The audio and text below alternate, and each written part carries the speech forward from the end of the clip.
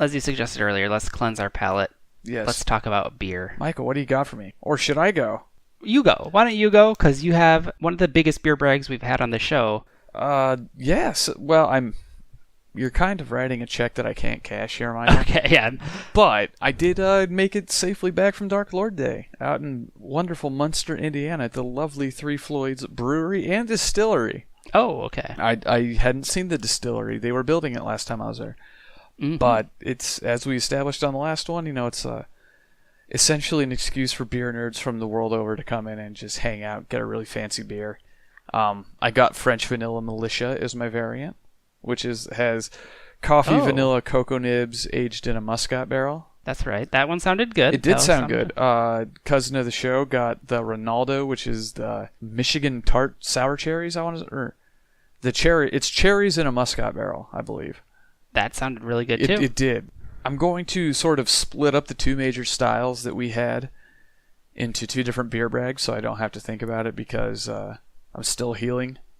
Sure. But as one might expect, the biggest style that was on display was stouts and imperial stouts. Mm-hmm. The three that I'd like to highlight were two of which share I'll just get into it. One of them that I really want to talk about is Hunahpu from Cigar City.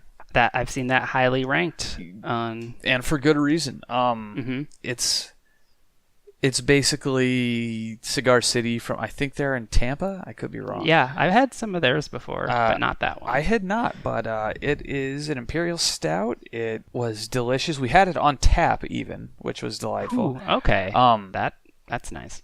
That's yet another awesome part about Dark Lord Days. Not only do they have all of the just the bottle share going on, but they also have all sorts of crazy guest taps. And this is, the commercial description says, it's an imperial stout aged on cacao nibs, Madagascar vanilla beans, ancho chilies, pasilla chilies, and cinnamon.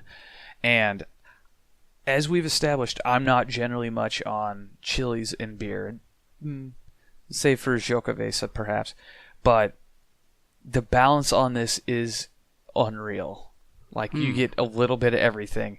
It doesn't tip any one way, and it was a beautiful beer. If you can get your hands on it, do not hesitate. Well, I might have a connection to Tampa. Really?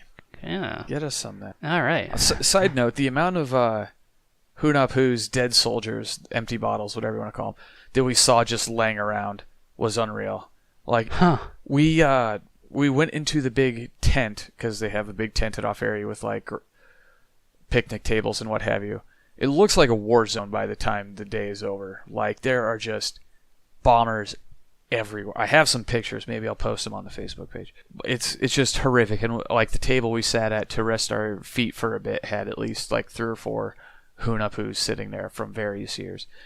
Two of the other beers that I had that were amongst the best were both based on Vietnamese coffee, oddly enough, which I had not thought of before. But the first one that I had, Waddle and Line, was called No Rules Vietnamese Coffee Porter.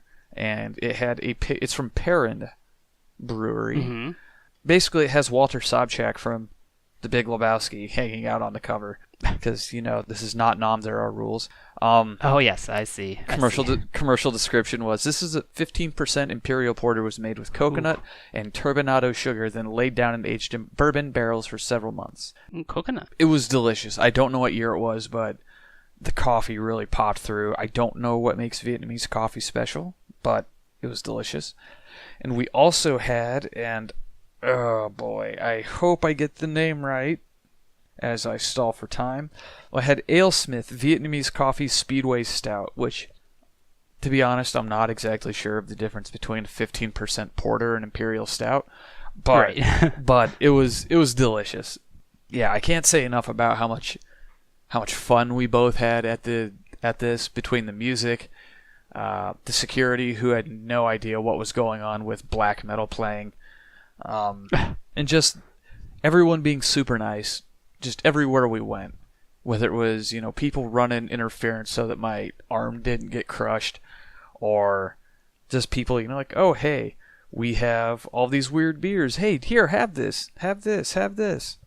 It's It's just a great time, and it was 72 degrees out and sunny. I have no complaints. Oh, perfect. Perfect, absolutely perfect. So good. So you'll have some more beer braggage from that. I've got part 2 next episode. Next episode.